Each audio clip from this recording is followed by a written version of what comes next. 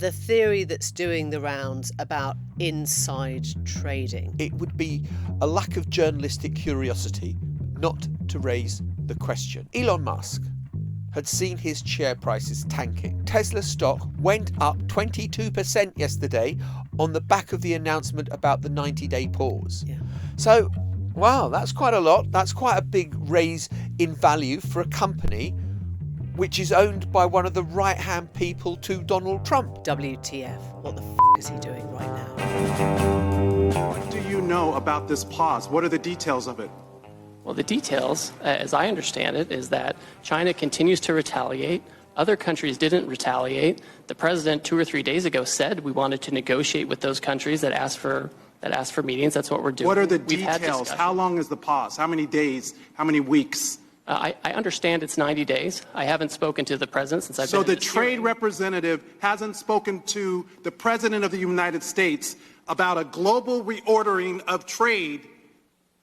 Yes, I have. I've And just yet been in the hearing with you, sir. But yet he announced it on a tweet? WTF?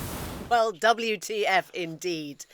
That was the moment that Donald Trump had announced on Twitter a total U-turn on his tariffs policy, whilst his own trade representative was inside a select committee, seemingly on the back foot about what was happening in the outside world. Or seemingly on the back foot, or seemingly oblivious of what had happened, which tells you everything you need to know about the chaotic decision-making going on, that Donald Trump was suddenly prevailed upon to act in this way. It is a U-turn. He's folded, he's buckled, he's caved, capitulated, surrendered, whatever words you want to use. But does this mean it's the end of his tariffs policy? Because surely if he goes back to it, the markets will take fright once again. Welcome to the News Agents. It's John. It's Emily. And wow, yesterday we were talking about how the bond markets could do to Donald Trump what they did to Liz Truss 2 or 3 years ago. And it all seemed distinctly plausible that that could happen. Such was the scale of the revolt on the markets to US treasuries that Donald Trump has had to give in. He's had to surrender ground. What's the most breathtaking part of it is the gold medal winning chutzpah with which they have tried to sell this as, oh, it was deliberate strategy all the time. It was all carefully worked out. Yeah, we are just now starting to piece together what actually happened, not just yesterday, but in the days leading up to it. And in previous episodes, we've played you the slightly tremulous voice of one Scott Bessent, the Treasury Secretary, and remarked on how uncomfortable he has appeared to feel about Trump's tariff policy. I mean, along with, obviously, the rest of the world. And the picture that's now emerging is of a phone call or a conversation that took place possibly on a flight together between Trump and Bessent and J.D. Vance, in which Bessent was taking on the role of the grown-up, the one who was looking at the markets, the one who saw where this was heading, and tried to have Trump's ear, tried to get him to understand what was happening as far back, I think, as Sunday night into Monday. So ahead of what was actually going on the bond markets in the last couple of days. And it has been a struggle, I guess, at the top of government between Pete Navarro, who is the ideologue who believes very, very strongly in this sort of global tariff shake-up, and Bessent, who has not just the ears of the market, but probably all the other billionaires surrounding Trump, who are saying, WTF, what the is he doing right now? It is making everything go in the wrong direction. So somewhere between Sunday night and Monday, even though Donald Trump was insisting there would be no reversal, no change of plans, he wasn't going to go back, this then happened. Wednesday afternoon, almost, I have to say, immediately after we finished recording our episode in which we said the bond markets are going to decide what happens next. And the bond markets have decided what happens next. I think there were other players as well. I think Elon Musk has won a big victory over Navarro. It's clearly open warfare within the White House, where you have on the extremes, you have Navarro on one side, tariffs on everything, no surrender, no capitulation, let the markets do what they want, screw it, we're in this for the long haul. And on the other side, you have Musk. But then you have Lutnick, the Commerce Secretary, and Scott Bessent, the Treasury Secretary, saying, well, come on, look, the markets have taken fright. Trump was also speaking to a lot of CEOs, a lot of billionaires, the banking community, who were saying, you've got to be very careful that you don't start with a banking crisis in America as a result of what you're doing. And I think all of those forces just kind of made Trump realise he had nowhere else to go but to announce this 90-day pause. Yeah, I mean, Trump himself said it. He uses this really weird word. Yippee. Yippee. I've never heard of yippee, except in a sort of... Woo, isn't that great? Exactly. He doesn't mean it like that. He means jittery. And this is him, basically, as he often does, saying the quiet part out loud and revealing that he was spooked by the markets being so troubled. But what is interesting is that he has now sent out all his henchmen to say, this was the plan all along. The master has gone out, strategist. Bessent has gone out. He knew this was what would happen. Caroline Levitt, arguably has the worst job in the world, being his press secretary, who says, don't you understand, all of you lot, talking to the assembled press, this is the art of the deal. The art of the deal is making people come to the table and get scared. And then he goes, don't worry, now you're scared, I'll drop it. Look, there is a world in which what he was trying to do was just make people capitulate and make people pick up the phone and make people beg, because bluntly, he quite enjoys that. We know that this is a power trip on a sort of massive global scale. He boasted about the 70 or so countries. We have no record, no knowledge, no actual detail of whether there were 70 countries or which 70 they were. But he says that there were 70 countries who came to him and said they were prepared to sort of reopen talks on tariffs and trade and all the rest of it. And he has painted this as a capitulation on their behalf, which has allowed him then to row back from his sort of iron-fisted position. It still leaves China, right? China has got, as things stand, a tariff of 125%, which almost doesn't make sense to me as a number. It's more than the entire price of the thing itself, right? Yep. And we should say at this point, as I think we've said right from the beginning, that everything he says at any point may obviously not happen. And I do feel that that's where we are with the China tariff. I mean, we said when he brought in these tariffs a week ago, they're quite unlikely to actually happen. They're quite unlikely to go ahead. And even the markets the day before Liberation Day, Independence Day, whatever it was called, didn't really think they were going to happen. And sure enough, they kind of haven't happened. But we've still seen this huge dip over the beginning of the week and a huge uplift again, which Trump again is claiming as a victory. The China tariffs will probably not happen. But at the moment, that brinksmanship remains. Look, let's just try and dissect the idea that this was all deliberate strategy. And the argument goes like this. Look, Donald Trump always wanted this to be about US-China. Well, if he always wanted it to be about US-China, why has the rest of the world got caught up in this in the way that it did with the kind of tariffs that were going to be imposed on, Thailand and, all sorts of other places where it was going to be way above the 10%, the European Union. It was because he wanted to do something that was huge. And the markets have reacted and he's now scaled it back. But let us not forget that these are still the highest tariffs imposed by America in 100 years. Tariffs have not gone away. What I think he's done now is he's completely boxed himself in. I do not believe that in 90 days, given the turmoil there was on the markets for the past few days, that he can go back and say, yep, we're back again. We're going to reimpose these hefty tariffs. I think he has been warned off it and he's trying to find an exit ramp from which he can leave this particularly calamitous journey that he's embarked upon. And also, given exactly what you've just said about the uncertainty that he has wrought, who is going to invest? If this is about onshoring, and Emily Maitlis is going to build her famous factory in South Carolina. What would my factory have? I don't know. It would have fabulous clothes. It would have beautiful things, I reckon.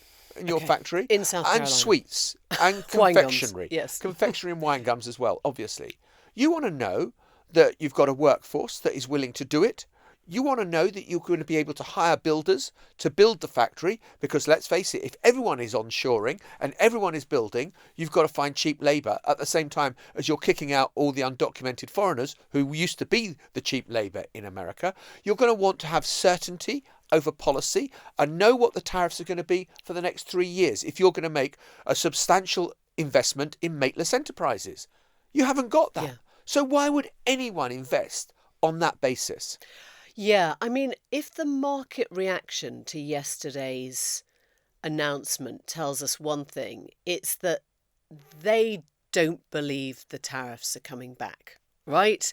That they now think, essentially, that he's capitulated. And, I mean, it is hilarious that he's now claiming, there's always a superlative with Trump, isn't it? He's now claiming it's the biggest rise. It was a sort of, 8,000 point rise on one day, which obviously was created by his own storm a week earlier.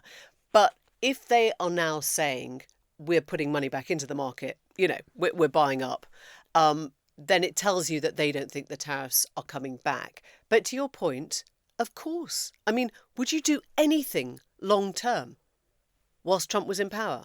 As a business, would you do anything that required any foreplanning whatsoever? Of course you couldn't. I think Mateless Enterprises has to sit in my little cottage for another week or two. Yeah, because you need to have some degree of certainty to make an investment like that. I got contacted, I kind of tweeted out about it after the 90-day pause was announced. And one of the sort of Brexit bad boys got back to me and said, oh, come on, this was all part of the plan. He set it out. You've just got Trump derangement syndrome. Well, if I had Trump derangement syndrome, and it was all part of the plan, and there was nothing surprising in any of it, why had the bond markets reacted in the way that they had if they knew that Donald Trump was going to climb down? Why did the stocks surge and soar in value once he announced it? No one had a frigging clue until Donald Trump himself decided.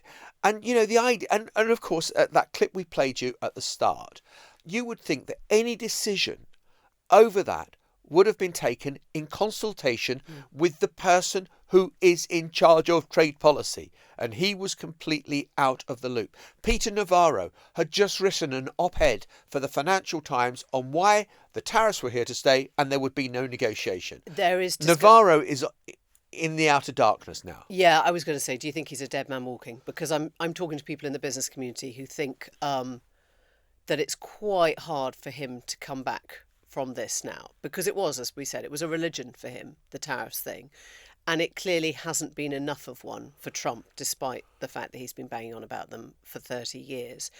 The other thing we should talk about, perhaps, is the theory that's doing the rounds about inside trading. Now, I'm kind of on the fence on this one.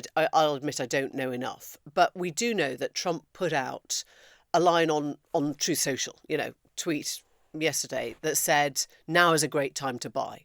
Now, I think you could argue that if he's telling the whole world on Twitter, now is a great time to buy, then it's hardly insider trading because, his message to the world is, please, let's get the markets back again. Please, let's get the bond markets, stable again, all the rest of it. But there has been a pattern that we're starting to recognise now of people in the administration having put money back into the markets just before that announcement was made. There are a list of investments that Marjorie Taylor Greene, the Georgia Congresswoman, has made, having told everyone to stop being so stupid and frightened of the markets. Now, okay, maybe that's a complete coincidence. Maybe she always buys when the market's absolutely at rock bottom, and that's the thing she does, and some people do, and they're very canny investors. Or maybe there is something of a little tip-off going round within some circles close to Trump that says, I think something's coming, which would be in normal terms highly illegal. Look, that's insider trading. Yeah. You've got to look at what happened yesterday. For example, and I'm not casting aspersions on anyone here, but it would be a lack of journalistic curiosity not to raise the question. Given how many people Trump talks to, given that we know he cannot keep a secret, Elon Musk had seen his share prices tanking who would be a big beneficiary of the 90-day pause?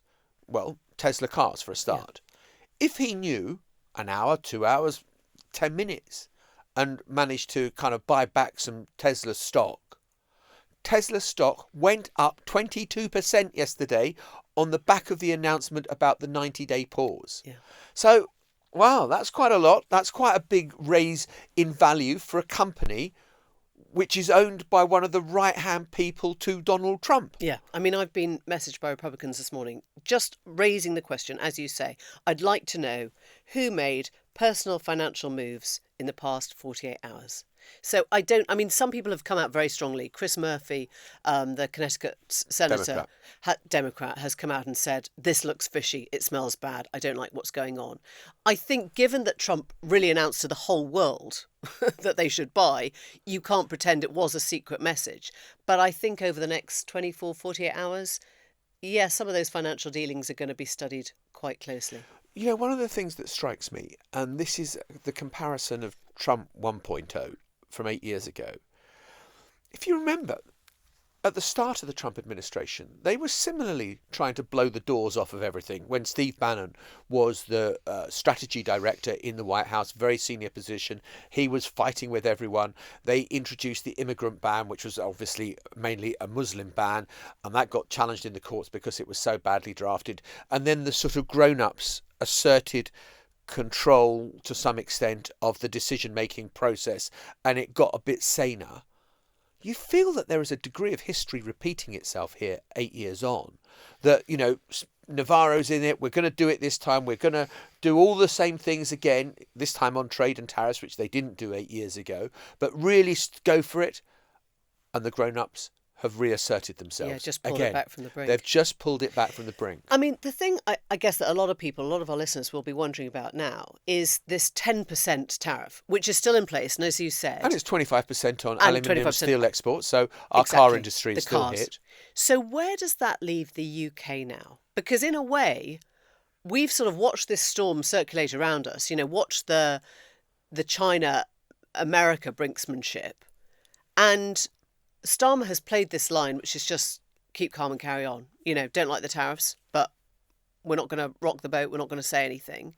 I mean, we should say also that the EU have drawn back now from their retaliatory tariffs because they were on a 20% levy, which was double what the UK is.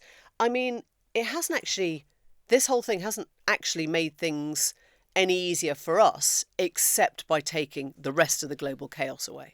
I think it's going to make it easier in one respect, and that is that I think the market expectation is that things are going to improve, that Trump is going to have to reduce tariffs because the markets will go berserk if he suddenly reimposes higher tariffs than the ones that he's already said. Right. And so I think that potentially what you're going to see is Trump arguing, I've managed to win this huge victory over Britain with this trade deal or with this agreement between Scott Bessent and Rachel Reeves, and we're going to hold up this piece of paper and say, look, Britain's capitulated, we're going to reduce the tariffs on them.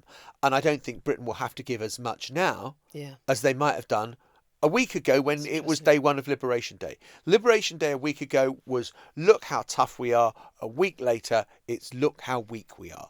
And I think that probably helps Britain a bit.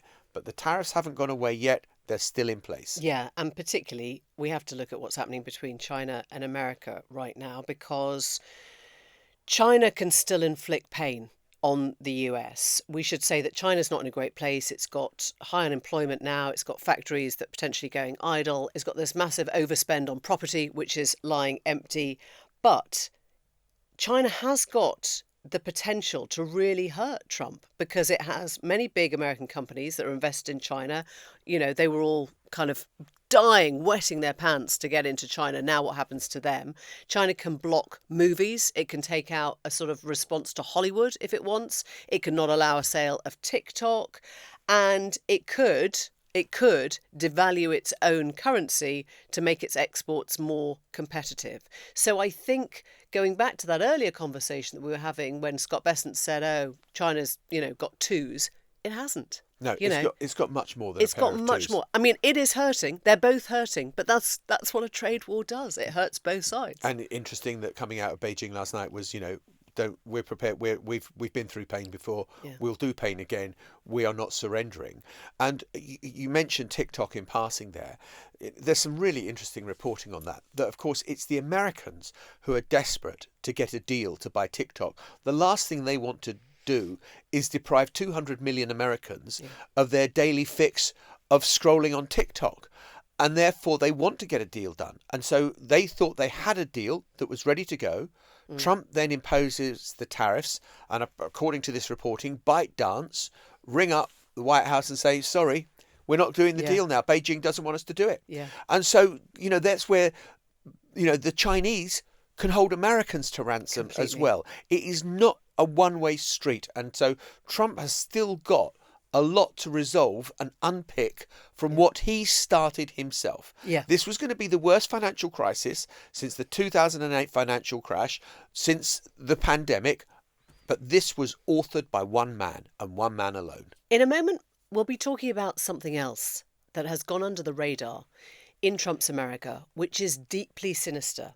And that is an investigation by executive order into two former Republicans inside his first administration, who he's now accusing of treason. Now, we've talked in recent weeks, particularly on the news agency USA, about the climate of revenge in Trump's America this time round, a climate, quite frankly, of fear for his perceived enemies. He's gone after law firms. He's gone after those who've represented anyone who's testified against him. He's gone after universities. He has deported students without due process or warning. He's gone after former members of his own team, National Security Administration, removing their security detail. And last night, just hours after his U-turn on tariffs, came one of what feels like the darkest moves yet. He basically signed sweeping memorandums that have targeted two former government officials, people who opposed his actions in the first term. He's directed the Justice Department, in other words, a department that should be completely independent of the executive of Trump, to investigate two men, Chris Krebs and Miles Taylor. Now, Miles Taylor is a former Homeland Security official, and if the name is at all familiar, it's because you might remember him as the person who penned what was at the time an anonymous New York op-ed about what it was like inside the Trump administration. In other words, he blew the whistle. The other man, Chris Krebs, was a security agency director who was in charge of securing the 2020 election and who told Trump and those around him, told America, in fact, that America's election in 2020 had been the safest one ever. In other words, there had been no fraud, there had been no miscalculation, there had been no cheating of Donald Trump. He was prepared to say that Trump had lost in 2020. And for that, these men are now being targeted and are being accused of, wait for it, treason. Now, Chris Krebs, it should be said, was appointed by Donald J. Trump. He was not some kind of deep state hangover from another era of Democrat control of the Obama regime or whatever. Chris Krebs was Donald Trump's hand-picked person to be in charge of election security. And what he came up with was a conclusion that, of course, did not help Donald Trump. Donald Trump's lie that the election was stolen was undermined fatally by Krebs. And what's happened now, and you could argue that what happened with Miles Taylor, did he do something wrong? Was it kind of a sacking offence for him to have written an anonymous op-ed about what life was like in the White House under Donald Trump? Yeah, absolutely. Yeah, he was a briefer. He was a leaker. He briefed, he leaked, and he did it in an underhand way. Does it make him someone who has committed an act of treason? Yeah. No. And the other point is, Donald Trump should not be ordering who there is investigations against. There is meant to be a separation between the state and the judiciary. The judiciary is a separate arm that will prosecute.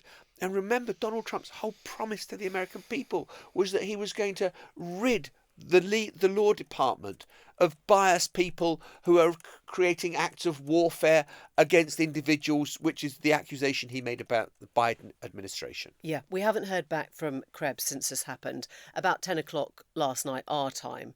But Miles Taylor has posted, and he wrote this: "Dissent isn't unlawful. It certainly isn't treasonous.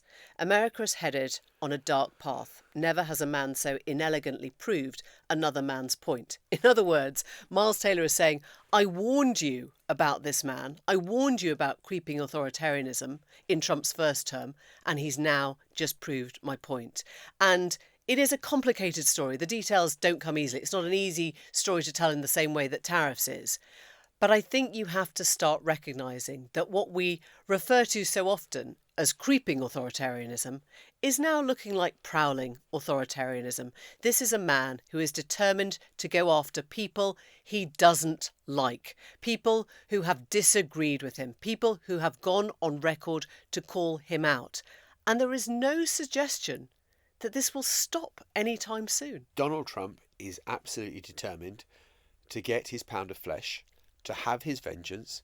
I will have my revenge in this life or the next, kind of gladiator style. And he's determined on this. And this is one thing you cannot dislodge him from. You can dislodge him from his tariffs policy, but his desire, his thirst for vengeance about anyone he perceives has done him down, slighted him, disagreed with him, crossed him. You are therefore an enemy for life, and you will be smited. And the big question, I think, is, we saw Republicans just about prepared to stand up to Trump when their billions were in trouble, right? We saw people, Tom Tillis, we saw Ted Cruz, we saw people who worried about their electoral chances and who worried about their pockets, quite frankly, prepared to tell Trump he was on the wrong path with tariffs. Is anyone going to do that for two people who are now kind of out of the limelight, who are not going to make them money, who are not going to make their life easier? Are there going to be Republican voices prepared to stand up? Because we haven't really heard them yet. I mean, the remarkable thing is the extent to which everyone is just looking the other way, and that there is nobody to speak up for them. These are people who can't do Trump any more damage. They're on the outside. They've said what they had to say. And you would think in politics, that if you went after every single person who disagreed with you or briefed against you, I mean, just think about it on a daily basis. We speak to politicians who are briefing against other politicians. But the fact that they are kind of now the full force of the US Justice Department is being thrown at them. And the US Justice Department, when it comes after you, is a bloody scary thing. I mean, these guys must be terrified, really. In a moment, we'll be back in Scunthorpe with Lewis Goodall. Before we go, one of the huge domestic stories, of course, is what the government is going to decide to do over British Steel and whether to keep the blast furnaces going and the implications that has for national security. And on tomorrow's News Agents, Lewis Goodall is going to be doing a special report on that. And we now find Lewis Goodall in perhaps the most unlikely of backgrounds. If you know anything about this man, he's standing on a football pitch at Scunthorpe United. Lewis, give us the match Why report. would that be weird? Why would that be weird? Why would that be weird? I'm surprised you're not doing What are you Keepy Uppy suggesting? at the same time as you're speaking to us. Oh, honestly, 5 minutes ago I was. Honestly, yeah, I got 3. No, That's a lie. Hey, 5 minutes ago. 5 minutes ago, I saw you walking up and down the touchline in preparation for this, as if you were kind of some kind of linesman wanting to know what the offside rule was. I'd love to be a linesman. Yeah. Well, yeah, that would require me to learn the offside rule. Big match this weekend, John. Spennymoor and Scunthorpe, top of the league. It's going to be very, very exciting. No, it is. In all seriousness, so we're here today because I think we haven't had much time to mention it this week with the kind of endless sort of tariff saga, which I know you've been talking about again today, for which there is, of course, a connection with this story. But it is a huge story, this for Scunthorpe, and for not just for Scunthorpe, but for the UK overall, because if people haven't been following it very briefly, Scunthorpe, the home of the last blast furnaces for steel in the UK. It's the only place where we can make so-called virgin steel, so basically steel from iron ore, steel from scratch, and of which is, of course, really massively strategic. There's a Chinese owner, textbook example of so many of the things we've been talking about this week with globalization, long supply chains around the world. It's currently a Chinese owner. They say the works is losing 700 grand every single day. and they say it's not viable anymore. And there's all this question about whether the government will nationalise it. And it is almost the first really early perfect test case, isn't it, of something we were talking about earlier in the week with the Keir Starmer speech. Keir Starmer said this week that the economic world had changed, and it meant that the state had to be more interventionist, that the British state had to support and secure the future of British industry. Well, literally this week, we've basically got a test case for it, because there is not a industry which is more strategic than steel, particularly for all of the things that Starmer says he wants to reindustrialise and prioritise, especially defence, procurement, all those sorts of things. And can we afford, Lewis, to nationalise it? I mean, how much does that actually cost? Well, I mean, if you believe the Chinese owners, which some people here don't, it's £700,000 a day. But even if it's not that, even if it's half that, obviously that's like an enormous amount to take onto the government balance sheet at a time where it's difficult to see how it becomes competitive very easily. And as well, said there was a connection with Trump. There is always a connection with Trump, right? All roads always lead back to him. Of course, as a result of the tariffs which are still in place in China on things like steel, what could be heading our way very, very bloody quickly? Well, a load of very cheap Chinese steel dumped onto the European and British market. British government says they won't allow that to happen, but it can actually be quite difficult in practice to prevent it from happening, which will make something like Scunthorpe even less competitive. So it's I suppose what people here would say is there's a cost to not doing anything, because of course we've seen this story play out before, haven't we, right? Industries go bust, towns get devastated. There's a long-term, decades worth sort of political and economic scarring from which places like this never recover. And who was in town earlier than this week? Always just eager and sniffing out a political opportunity or a sense of political opportunity. Farage was here. Nigel Farage, the great libertarian, standing in front of the blast furnace with union workers saying that steel needs to be nationalised. What happened to the great Thatcherite? I thought you were going to say that the connection with Trump was that he was looking at Scunthorpe for his next golf course, which I'm sure would cheer up a lot of people there. The Scunthorpe Or maybe links. he'll do. Yes. Maybe he'll buy the maybe he'll buy the football club. Do a Ryan Reynolds.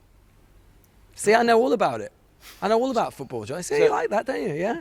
You always underestimate my footballing prowess. So what's your prediction for Scunthorpe United and Spennymoor for the weekend? You can say anything you want. If I don't say it's 6-0 to Scunny, if I don't say it's 6-0 to Scunny, I'm going to get my head smashed. You're going to get beaten up by all those people in the stands behind Scunny. you.